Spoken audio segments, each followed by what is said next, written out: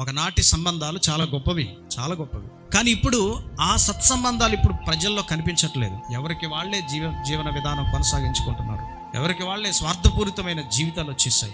మంచితనము, మానవత్వం అనేది మంట కలిసిపోతుంది. ప్రేమతో ఒకరినొకరు కలిసి జీవించే జీవితాలు లేవండి. ఆ తరం మనం చూసినప్పుడు గతించిపోయిన తర్వాత యెహోవాను గాని ఆయన ఇశ్రాయేలీయుల కొరకు చేసిన కార్యాలను గాని ఎరుగని తరం. అస్సలు తెలియదంట వాళ్ళకి.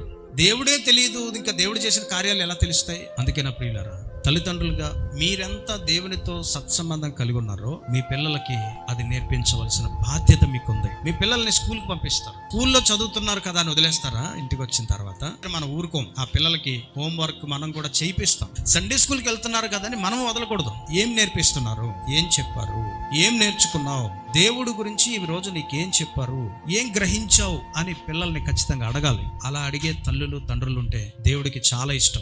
అటువంటి వారు నిజముగా మీరు ఖచ్చితంగా దీవించబడాలి.